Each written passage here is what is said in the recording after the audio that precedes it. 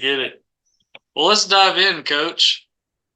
You bet. I haven't met you before, so it's nice to meet you. Same here. Tell me about yourself. I saw like before Hillcrest, you've coached in Mississippi and in Arkansas, right? That's right. Grew up in Mississippi and played at Pontotoc, which is about 15 miles west of Tupelo. And, my dad was a ball coach. And, I think from very early on, I knew he took me to the field house when I wasn't big enough to carry a water bottle. And I think that smell got on me really early. And, I was one of the few that knew very early what I wanted to do for a long, long time, and played for, my absolute role model. My head football coach had more to do with the impact on my life as much as anybody's my dad and he made it very easy to see the career path that I wanted to take, and so I, like I say, just grew up knowing what I wanted to do, and played a couple of years of JUCO ball at Itawamba, and finished up at Mississippi State, and spent 27 years coaching over there, and that's home, and always will be. But also knew at an early age that I wanted to. This profession doesn't allow you to make a lot of money, but I knew early on that if I wanted to make a little bit of money, that I would choose to go out of state. And so at year 25, I just, when I knew I had my retirement done, I was a head coach at Starkville at that time, and had just had some unbelievably good teams there. And, thought it might just kind of be time for me to start looking. And I started, went about a year or two, and had a few jobs that were offered that some I was just too scared to take, and others just weren't the right fit, and finally, I wasn't even looking. We were late in spring, about this time in spring ball at Starkville, and the North Little Rock job came open, and I've got a brother that lives in Arkansas, and he called me and told me that the job was open, and so I thought it was too late, but I went ahead and sent them my stuff, and they called the next day. I went over there the following day and took the job the next day. So, Wow. it was just one of those crazy whirlwind deals, and I knew absolutely nothing about Arkansas football. I knew nobody over there,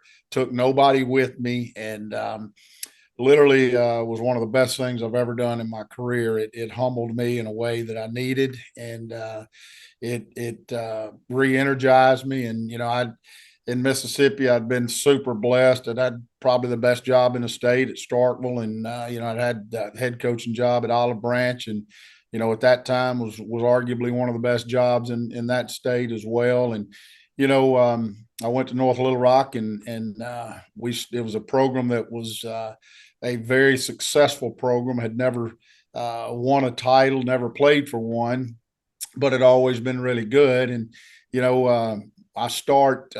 We lose the first game, lose the second game, lose the third game, and lose the fourth game. And literally, I'll never forget that as the lowest point in my career. And I started doubting everything I'd ever done, and just kind of wondered if I was even a ball coach. And very thankful, man. I had an unbelievable staff there that they never doubted what we were doing. And long story short, we ended up turning that around, and we played for 4 consecutive 7A titles there, and won it in 17. And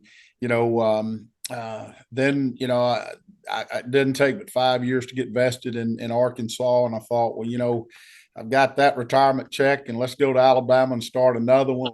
So 4 years ago, I came over here and spent 1 year at Shades Valley, and the last 3 here at Hillcrest. And it's been this place here is a very, very special place. And but I've been at some great places, way better than I deserve. And it's been an incredible run for sure. Yeah. We'll get to some of this 7A stuff in a bit for sure.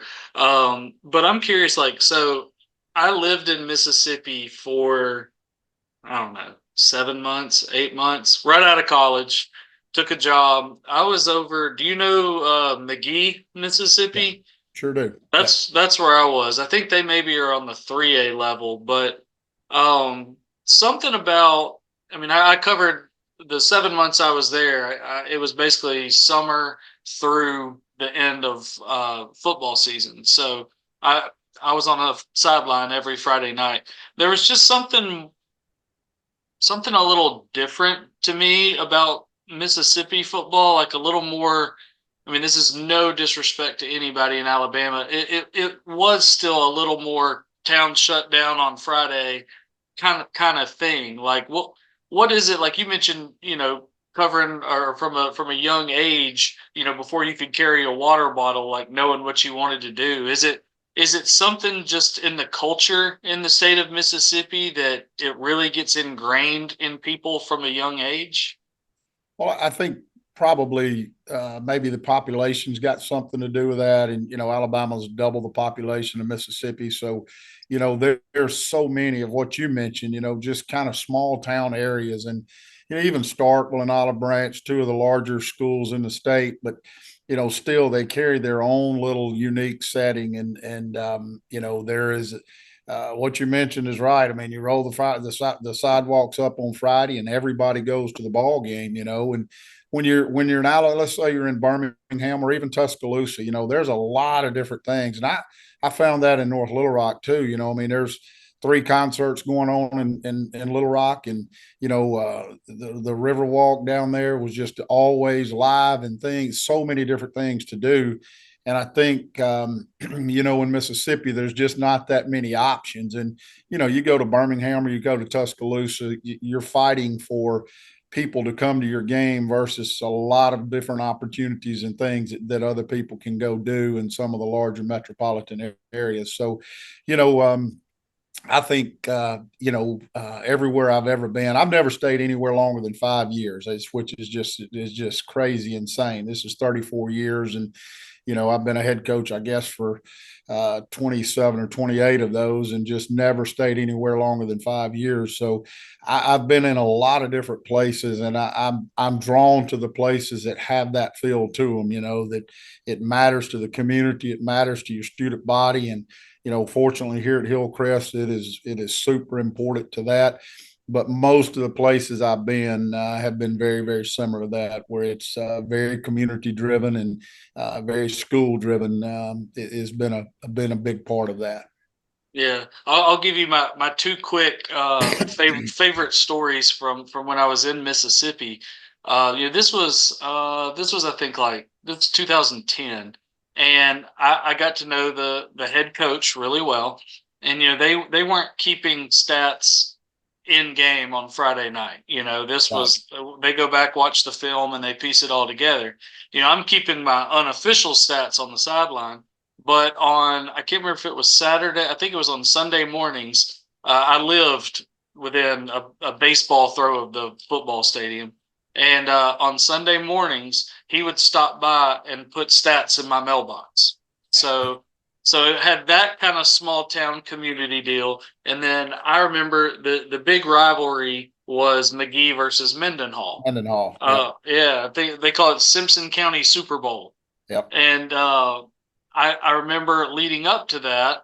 I don't remember who won. I think Mendenhall won that year, but I wanted to do a story just kind of previewing the game and kind of the history and that kind of thing. And it was also going to be, senior night for McGee. I was covering McGee. We had someone else covering Mendenhall.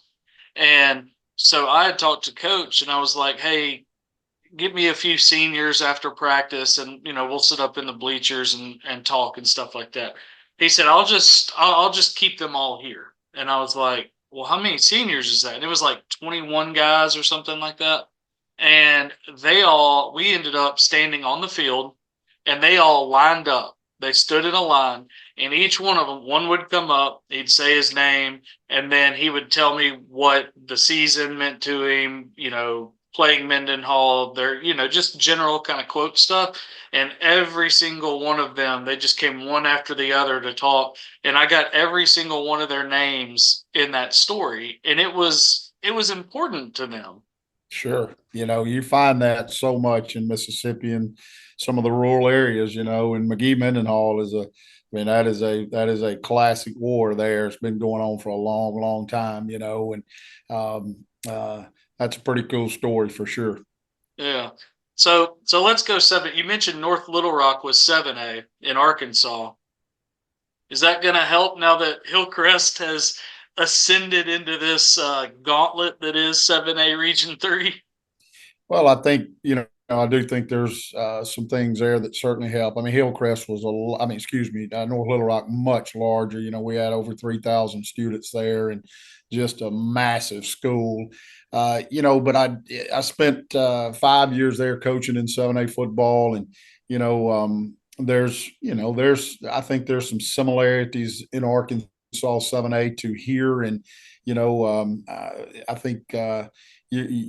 I think some of those experiences certainly help you understand a little bit about where we're headed, and um, you know it's just a little bit of a different brand and a little bit of a different league. Yeah. So what I mean, following it from, y'all were in 6A. Uh, this is first time going to 7A. I mean, I know the region and some of the players in that region, Hoover, Vestavia, Hewitt, Trustful, Thompson, certainly, Prattville now. How do you kind of look at a schedule like that? Like, new coaches to this region always kind of describe it as the SEC West of high school football. Like, do you kind of fall in that same line of thinking? Yeah, I mean, I don't think there's that. I don't think that's even debatable in this state. I mean, if you look at the history and what's happened in 7A football, that this league or this region has just totally dominated for years. And I don't see that changing. I just think there's just incredible football in that league, and it's not just one team, it's not two teams. Even the 3 and 4. If you go back and look at the history, I mean, how many years has it been since another team from any other region has won a playoff game? So they totally dominate the state playoff brackets, have for a long time, and I don't see that changing. And we have been an incredibly good football team for all 3 years I've been here. We got beat in the semifinals my first year, and we've lost 2 games in the last 2 years. We lost one game last year and one game the year before, both to Saraland. So, you know, we are a program that I think our guys certainly believe that we have no less expectations than to step in there and compete at the highest level. And it's if I would have had my choices, this is a year where we've had some huge losses just in some great football players. And over the past couple of years, obviously you lose players every year, but we've been able to have some bullets in the chamber of some guys that were really, really good players playing behind them. And this year's a little bit different in the fact that we have an incredibly gifted upcoming sophomore class, but boy, those guys will keep you up at night. If you're thinking that, we're going to have to play a lot of those guys, and that stresses you big time. So we've still got a lot of decisions to make on, do we play some older guys a little more knowledgeable, maybe not as athletic, or do we bite that bullet and know what you're going to get and play a lot of sophomores and grow with them, and we haven't made that decision. Now, that's what we're trying to sort through this spring and get some answers to some of those questions. But man, it's going to be a lot of fun, and it's great, great region, unbelievable competition. And I've been over here now for 4 years and been able to build some relationships.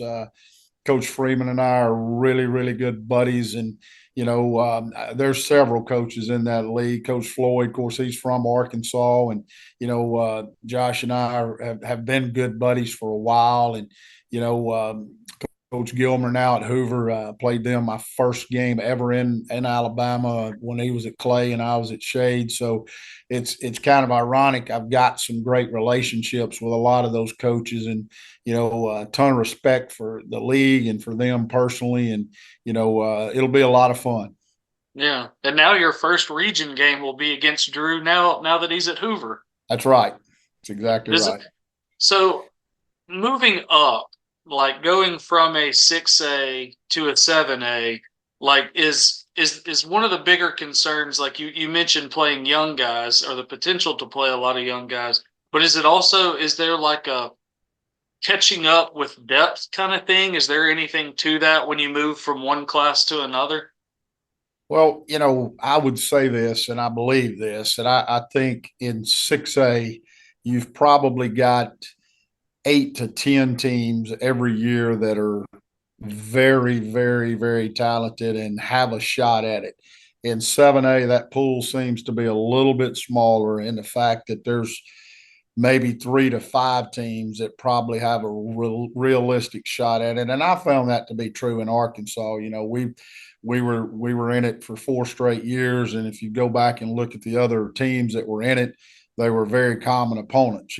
So and I think if you go back and look at the 7A history over the last 4 or 5 years, that you're going to find the same people in the same Yep. game a lot of times. So I think you've got to figure out uh, where that transition is and how you make it easier.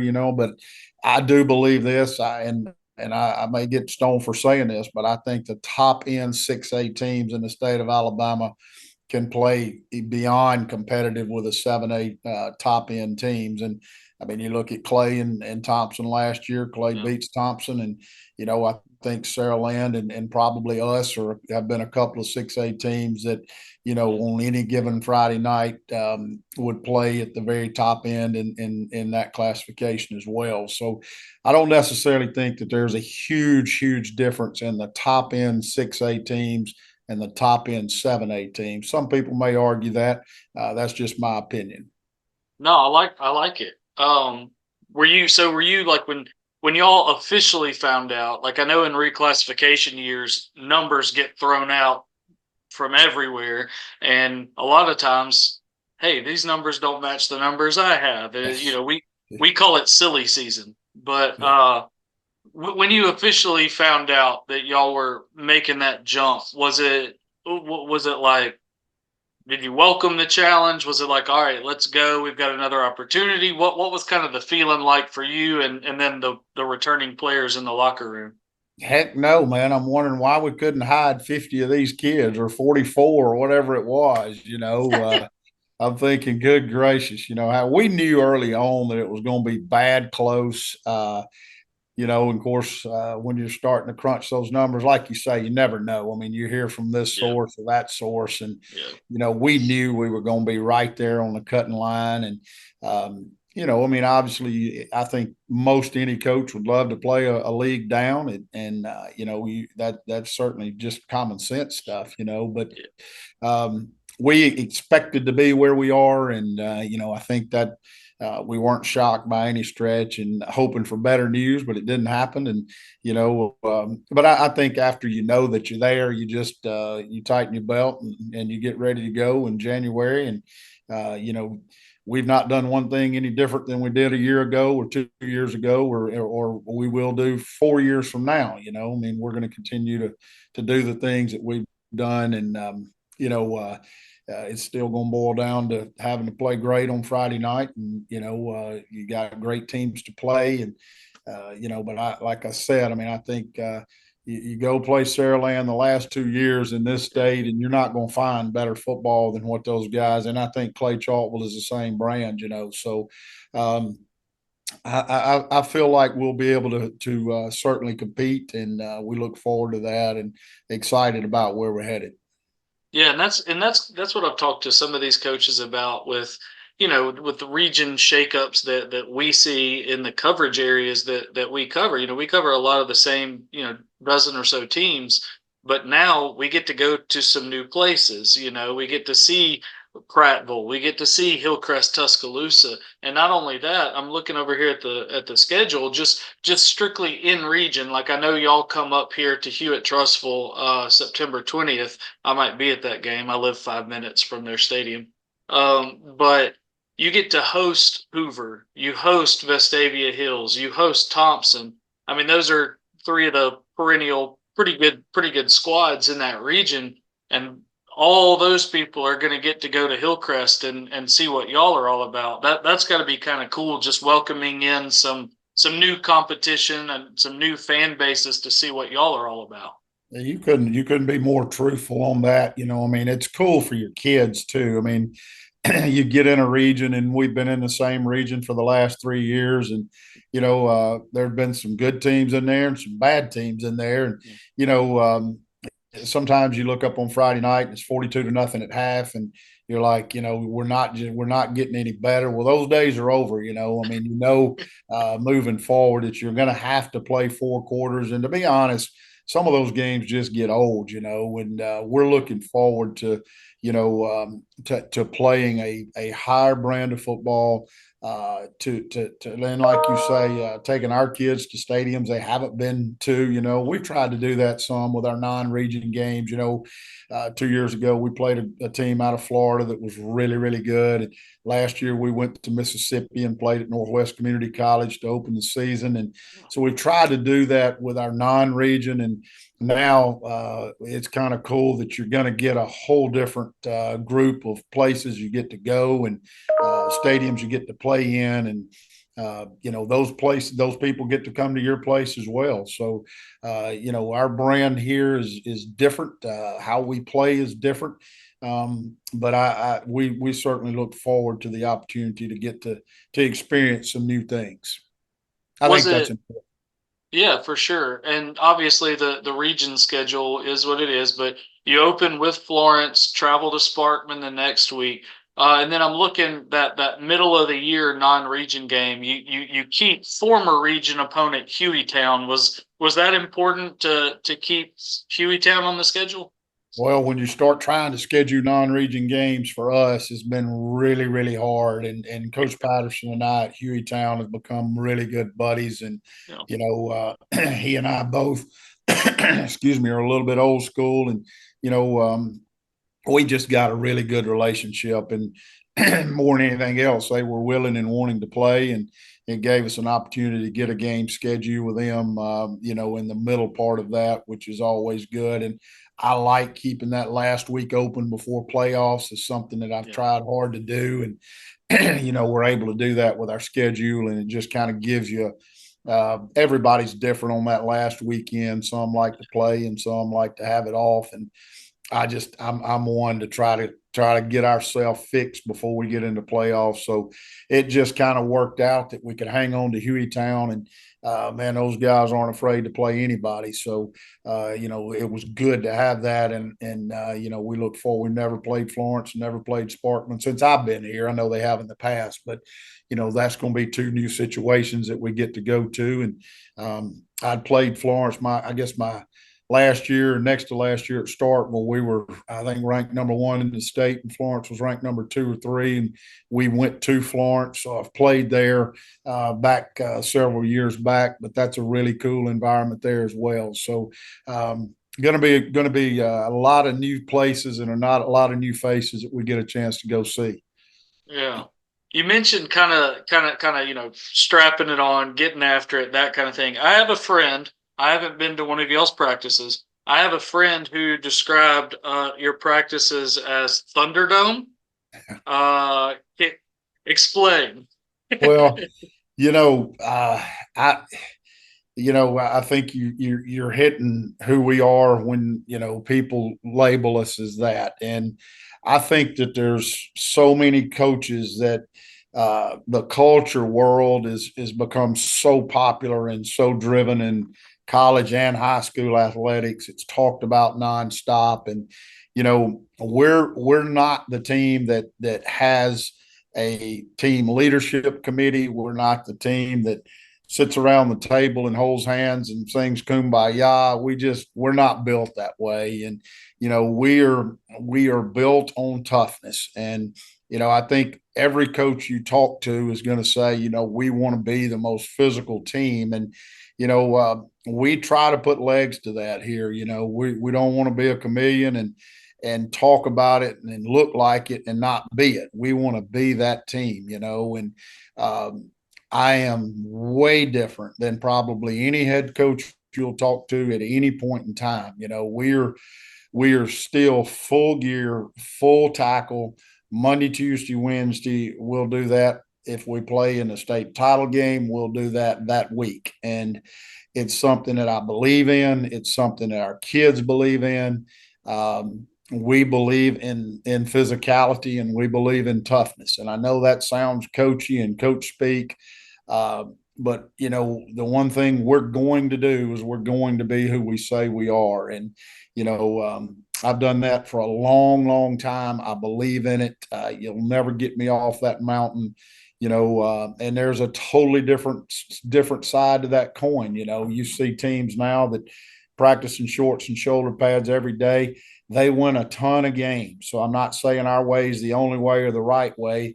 It is for us, and it's who we're going to be. So we're an extremely physical bunch at practice. And we try to carry that into Friday nights in the fall. So I'm not one that worries about injuries. I'm not worried. I can't coach that way, and I've never seen a game on Friday night where you tag off or thud up. You tackle to the ground. So that's what we do, and there's a lot of different ways to do it, and it's just how we choose to do it here, and it's who we're going to be. I love that. I love that. Old school. I love it. So you've kind of talked about the physicality and the style, and I know at the high school level, especially, sometimes your style can be determined by personnel, play to your roster strengths, that kind of thing. But offense, defense, like what do people expect, or what should people expect to see from a Hillcrest-Tuscaloosa team on a Friday night?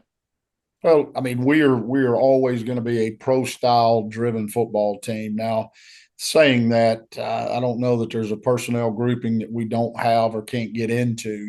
We're as much 10 personnel as we are 21 or 12 personnel. So we try to hit every gamut, every formation, every motion, and every shift offensively. That's the biggest thing that we are. But when the dust settles, we are going to be a pro style football team. We still play with a tight end and a fullback. We don't do that all the time, and but there's a lot of part of the game that we still play with a tight end and we play with a fullback, and it's a big part of what we do offensively, and it's not all we do by any stretch. And you mentioned what pieces you have, and I think any good coach would tell you, whatever those pieces are. And certainly in our world, you don't get to go recruit what you want. So you have, I say that it's starting to turn into that maybe, but, you know, uh, we have to take what we have, and, you never know. I mean, one year you may be better in the wide receiver core, not as good in the running back core, or vice versa. And I think what we do allows us the flexibility to really grow in that area wherever we feel like our strengths are. And, I think sometimes we're mislabeled. We are going to run the football. That doesn't mean we don't throw the forward pass. We do that a lot too, but we are going to hang our hat on running the football. There's three things that I've built my career on, and that's running the football, defending the run, and making every pass competitive. If you ask any of our kids in this program, those are three things that they're going to tell you that we believe in. And, you know, so we want to be physical in the run game. We want to stop the opponent's run, and then defensively, we don't want to give glaring holes in the secondary. We want to, when people throw the football, we want it to be into tight windows, into tight coverage. So it's just three things that we're going to be really built on. We're based out of a 3-4 defense. We're very different on that side of the ball as well. Our three down are always going to be directional. We're not a read and react two gap type scheme. We're a pressure with our three guys that put their hand on the ground, and they're generally going to be undersized. We sacrifice speed for size on that side of the ball, and if you can't run, you don't play over there. So we tell our offensive linemen, man, y'all are the last stop before the bus stop, and if you can't run, that's where those guys are coming. So we really try to get our very best players on the defensive side of the football, and we were one of the top defenses in the entire state last year. And we lost some great pieces with that, but we've got a few of those guys back, and certainly up front, we look forward to seeing those guys develop as well. You mentioned kids in the program. Who are some of those guys that are standing out on both sides? Give me some names. Well, Kendall Moorhead is a name that is certainly well known in the state of Alabama. Kendall Jr. is I think will be one of the top defensive linemen in the state of Alabama. His dad obviously was an All American here at Alabama, and was just an incredible defensive lineman and played in the NFL for 8 to 10 years and had a great career in the NFL. And Kendall Jr. is cut out of daddy's side. So, they've been a great family. His dad's here a lot. And, but Kendall is a disruptive, powerful defensive lineman for us, and he has done a really, really good job for us in the last couple of years. And Caden Smith is a wide receiver that is will be a Power Five football player for us.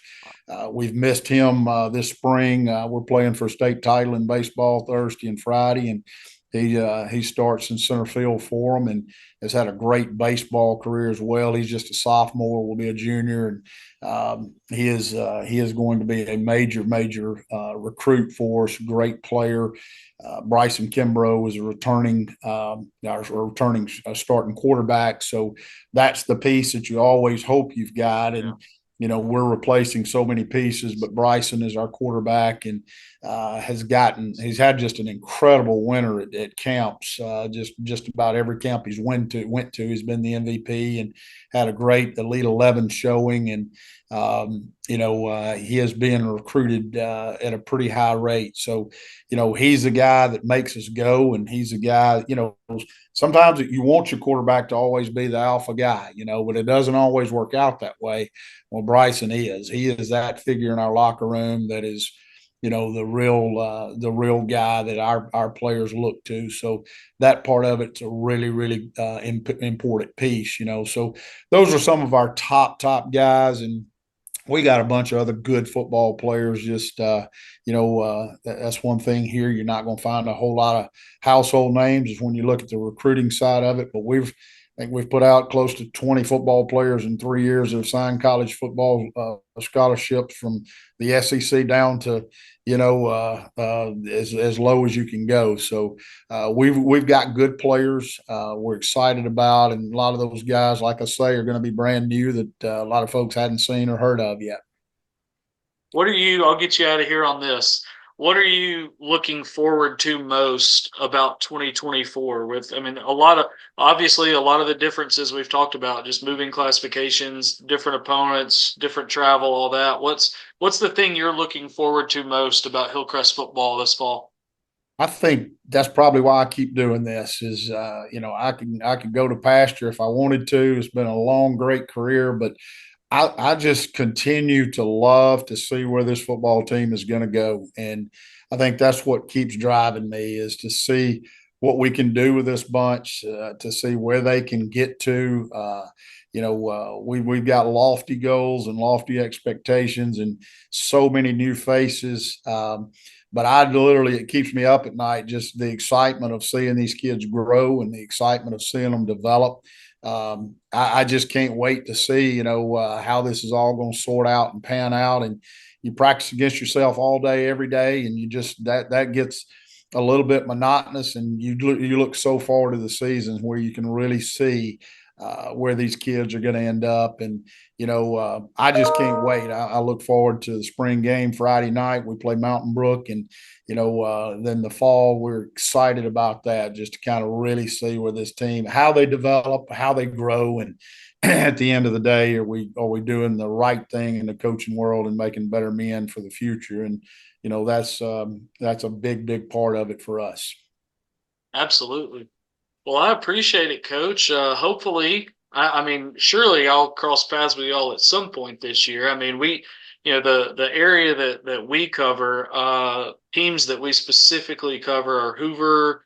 I'm looking at your schedule: Hoover, Vestavia Hills, Hewitt-Trussville, and Oak Mountain on your schedule. So hopefully, I get at least one of those games this fall, so I can see y'all. Hopefully, man, hopefully one of that Hoover or Vestavia, and I can come down there and check another stadium off my Yeah, list. that'd be awesome. We'd love to have you. We'll take good care of you here. Love it. Love it. I appreciate it, Coach. It was nice to meet you and get to know you a little bit, and wish y'all a lot of luck this fall. Thanks so much. Appreciate you having us, and I hope you have a great day. Thank you, sir. Thank you.